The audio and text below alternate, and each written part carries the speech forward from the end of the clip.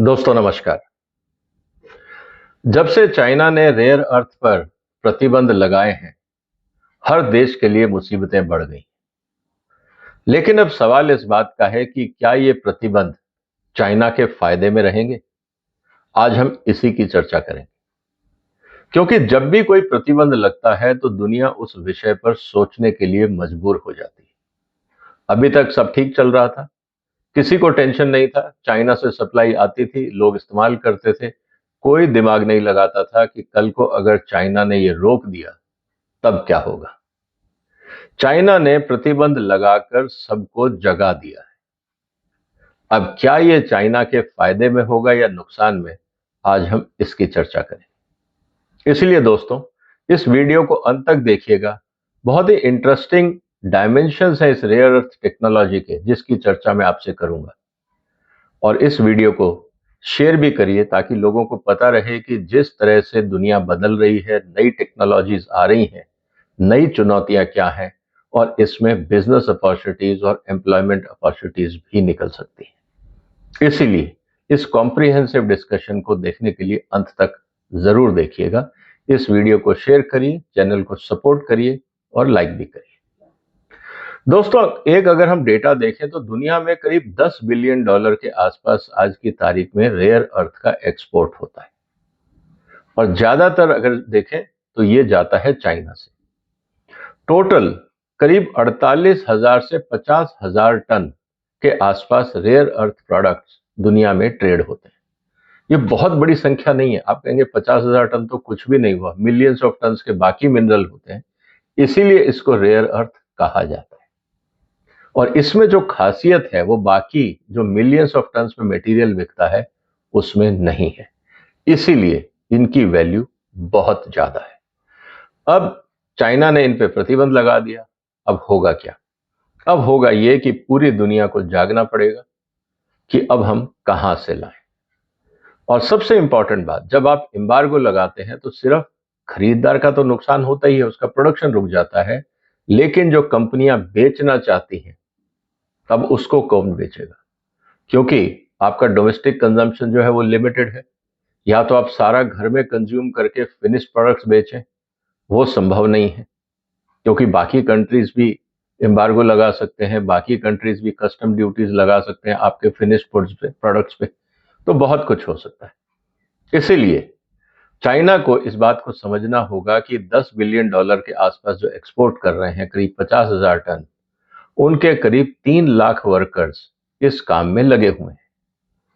और दो जो प्रांत है जहां पे चाइना का मेन काम होता है, एक तो मंगोलिया, इनर मंगोलिया का जो एरिया है, बेयन ओबो एरिया जो है, और साथ में जेंगजू एरिया जो चाइना का है, ये मेन हब है रेयर अर्थ के। लेकिन जब से इन्होंने रिस्ट्रिक्शंस लगाया है, इंटरनेशनल मार्केट में रेयर अर्थ के जो दाम है वो 3 से 4 गुना बढ़ गए। अब जैसे ही 3 से 4 गुना दाम बढ़ेंगे किसी भी चीज के, तो अब आप समझ लीजिए कि कॉस्ट ऑफ प्रोडक्शन बढ़ेगा। अब ऐसा तो नहीं है कि चाइनीज सारा माल चाइना में बना के और बाहर बेचते हैं। चाइना के सप्लाई चेन पे डिपेंडेंट और भी कंपनीज हैं। उदाहरण के लिए, हम भारत में मान लीजिए रेयर अर्थ हमको चाइना से चाहिए, लेकिन उसी गाड़ी में मान लीजिए बैटरीज भी हम चाइना से लाते हैं, ग्लास भी चाइना से लाते हैं, सीट रिलेटेड कंपोनेंट्स भी हम चाइना से लाते हैं। तो जब गाड़ी ही नहीं बिकेगी तो बाकी कंपोनेंट्स लाके मैं क्या करूंगा? तो चाइना को बहुत जल्दी ये समझ में आ जाएगा कि अगर आपने एक पार्ट की सप्लाई रोकी तो 20, 25, 50 प्रोडक्ट की सप्लाई अपने आप रुक जाएगी, क्योंकि जब वो प्रोडक्ट बनेगा ही नहीं तो बाकियों का माल कैसे बिकेगा? ये बात चाइना पे दबाव डालेगी और चाइना अपनी पॉलिसीज को रिलैक्स करेगा, ये मेरा मानना है। लेकिन सबसे इंपॉर्टेंट बात क्या है? सबसे इंपॉर्टेंट बात यह है कि आज दुनिया जाग गई है कि रेयर अर्थ क्यों जरूरी है, ये टेक्नोलॉजीज क्यों जरूरी है। इसीलिए हर देश ने अपने यहां पे आत्मनिर्भरता का एजेंडा बना लिया है। जब पहली बार जापान में 2010 के आसपास जब फिशिंग ट्रॉलर का डिस्प्यूट हुआ था चाइना और जापान के बीच में, तो उन्होंने रेयर अर्थ की सप्लाई ऑटोमोटिव कंपनीज को बंद कर दी थी। जो जापान ने क्या किया, डोमेस्टिक प्रोडक्शन पे दिमाग लगाया और जहां उनकी डिपेंडेंसी पहले चाइना पे 90% होती थी, अब वो घट के करीब 60% रह गई। इसका मतलब चाइना ने 30% रेयर अर्थ का मटेरियल का मार्केट खो दिया।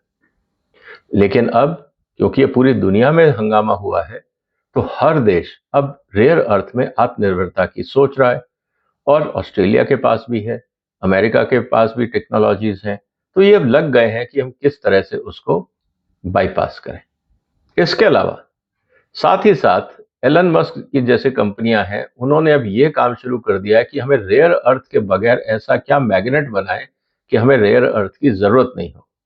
इसीलिए आयरन नाइट्राइड और फेराइट के नए मैग्नेट्स पे काम शुरू हो गया है कि अगर ये मैग्नेट सक्सेसफुल हो जाते हैं तो हमें रेयर अर्थ मैग्नेट चाहिए ही नहीं। पहली बात तो ये है। दूसरा, जितने भी अभी रेयर अर्थ मैग्नेट के कंपोनेंट्स रिसाइकलिंग में जा रहे हैं, जैसे ईवीज जो रिसाइकलिंग में जा रही हैं, विंड टर्बाइन, इलेक्ट्रॉनिक प्रोडक्ट्स, बाकी जो कंपोनेंट्स हैं, जो सब रिसाइकलिंग में जा रहे हैं, तो आप सोचिए कबाड़ियों का कितना मजा हो जाएगा कि उनको सडनली पता लगेगा इसमें जो मैग्नेट है वो बहुत काम की चीज है। और रिसाइकलिंग इंडस्ट्री को एक बूस्ट मिलेगा, स्पेशली जो रेयर अर्थ बेस्ड प्रोडक्ट्स में डील करते हैं।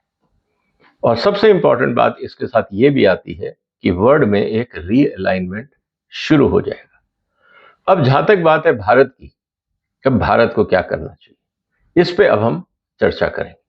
सबसे इंपॉर्टेंट बात जो भारत के लिए वो ये कि भारत के पास दुनिया का करीब 6% रेयर अर्थ भंडार है।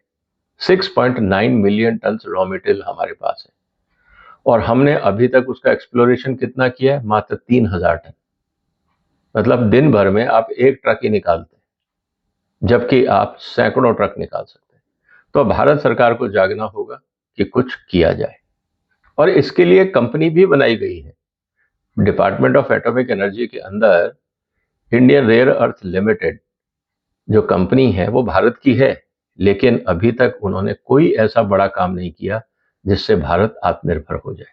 अब इस कंपनी को भी जागना पड़ेगा, जगाना पड़ेगा। अब सवाल इस बात का है कि पैसा कहां से आएगा।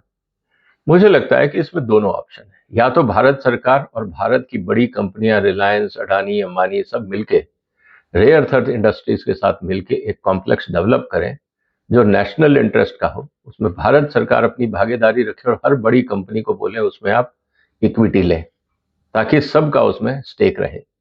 जब वो रहेगा और सबको बोर्ड ऑफ डायरेक्टर्स में सीट मिलेगी, तो कुल मिला के जो रॉ मटेरियल आप बना रहे हैं उसमें आत्मनिर्भरता तेजी से आएगी, क्योंकि अकाउंटेबिलिटी बढ़ जाएगी। जो इन्वेस्टर्स हैं वो रोज मॉनिटर करेंगे कि क्या हो रहा है। तो इसीलिए ये इंपॉर्टेंट है कि भारत सरकार जो अपनी पब्लिक सेक्टर यूनिट है उसको ओपन अप करे और उसमें इंडियन जो लार्ज कॉरपोरेट्स हैं, जैसे टाटा ग्रुप है, रिलायंस ग्रुप है, अडानी ग्रुप है, महिंद्रा ग्रुप है, और जो बड़ी कंपनियां हैं जो इंडियन ओन्ड कंपनीज हैं, उनको आप उसमें भागीदारी दें। टेक्नोलॉजी चाहिए तो आप फॉरेन कंपनीज को भी इनवाइट कर सकते हैं फॉर टेक्नोलॉजी ट्रांसफर। उनको भी आप किस तरह से करना है, रॉयल्टी बेस पे या इक्विटी बेस पे, ये भी आप फैसला कर सकते हैं। और जो इंपॉर्टेंट जोन है, जैसे हमारी कई कंपनियों की माइनिंग स्ट्रेंथ है, उड़ीसा में, आंध्रा में, केरल में, तमिलनाडु में, इन सब जगह पे जिन कंपनियों के पास माइनिंग स्ट्रेंथ है उनको माइनिंग कॉन्ट्रैक्ट्स देना चाहिए, क्योंकि रॉ मटेरियल तो यूज होगा नहीं और हमारे पास जो पब्लिक सेक्टर यूनिट है उसके पास माइनिंग स्ट्रेंथ नहीं होगी।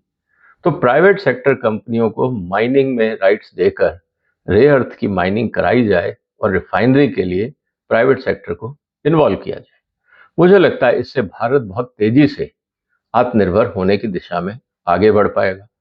और साथ ही साथ जो R&D की जा रही है उसको बढ़ाया जाए, IITs को इन्वॉल्व किया जाए, मिनरल रिलेटेड इंस्टीट्यूट्स को इन्वॉल्व किया जाए, और जो बड़ी कंपनियां हैं जो यूजर इंडस्ट्री है उनको बताया जाए कि कौन सा स्पेसिफिकेशंस, कौन सा प्रोडक्ट, और उनसे प्रोटोटाइप लेके उनको दिया जाए कि इस तरह से हमें रॉ मटेरियल चाहिए।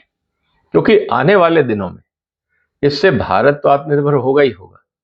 दूसरी तरफ हमारी जो डिफेंस इंडस्ट्री है, ईवी इंडस्ट्रीज है, ऑटोमोटिव इंडस्ट्रीज है, वाइट गुड इंडस्ट्रीज हैं, बाकी जो भी इंडस्ट्रीज हैं, विंड मिल्स इंडस्ट्रीज हैं, रोज जो रेयर अर्थ का इस्तेमाल करती हैं, उन सबको रिलायबल सप्लाई सोर्स मिलेगा।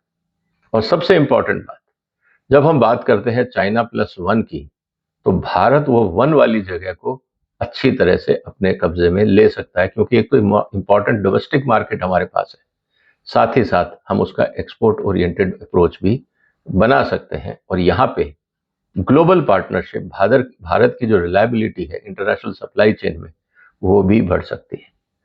तो जापान ने जैसे तरक्की करी है, ऑस्ट्रेलिया ने करी है, फ्रांस ने करी है, भारत उनके साथ बायलैटरल ट्रेड भी कर सकता है, बायलैटरल रिसर्च अरेंजमेंट भी कर सकता है, क्योंकि इन सब के साथ हमारे संबंध काफी अच्छे हैं।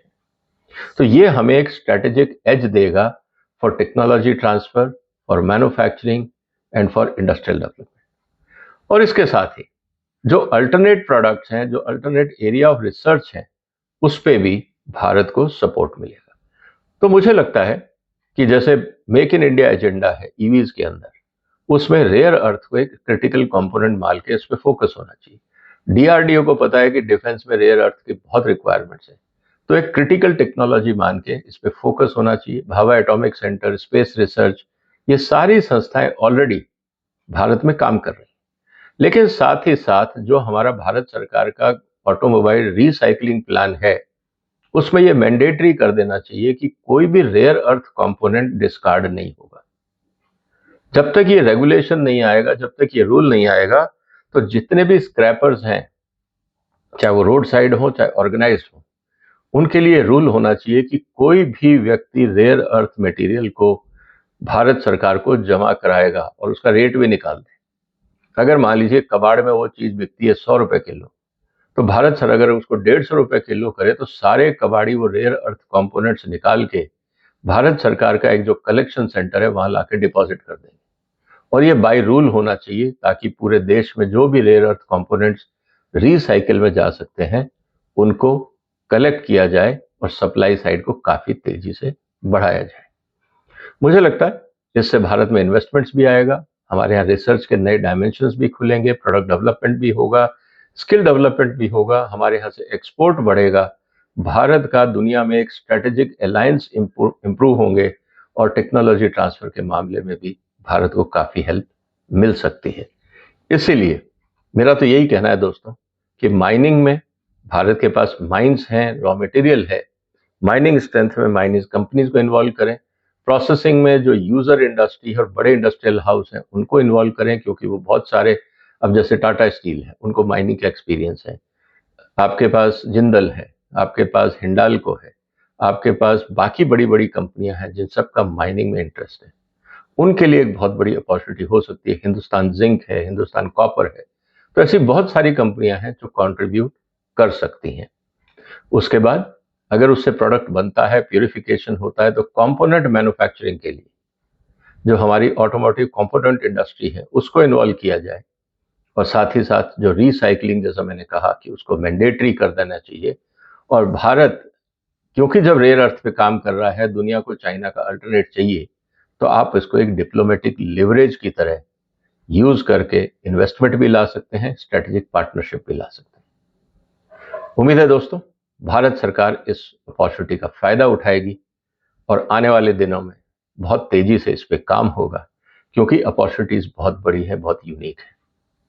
अगर नई टेक्नोलॉजीज आ जाती हैं तो हो सकता है कि रेयर अर्थ की जरूरत ही ना पड़े, लेकिन कहीं ना कहीं तो इतना इंपॉर्टेंट जो फीचर है इन प्रोडक्ट्स का, उसको तो यूज किया ही जा सकता है। आपको क्या लगता है दोस्तों, क्या एक मिशन मोड में आत्मनिर्भर भारत में रेयर अर्थ को फोकस करके मोदी सरकार को एक क्लियर पॉलिसी रिलीज करनी चाहिए, स्टार्टिंग फ्रॉम स्क्रैपर्स, रिसाइकलिंग से लेकर इंटरनेशनल टेक्नोलॉजी ट्रांसफर तक एक कॉम्प्रिहेंसिव डॉक्यूमेंट की जरूरत है। आपके क्या सुझाव हैं दोस्तों, क्या भारत सरकार को ऐसा करना चाहिए? मोदी सरकार के लिए आपके पास क्या सुझाव है, वो भी कमेंट बॉक्स में लिखिए। इस वीडियो को शेयर करिए, इस चैनल को सपोर्ट करिए, सब्सक्राइब करिए। फिर मुलाकात होगी एक और महत्वपूर्ण मुद्दे के साथ। तब तक अपना ध्यान रखिएगा। फिलहाल वंदे मातरम।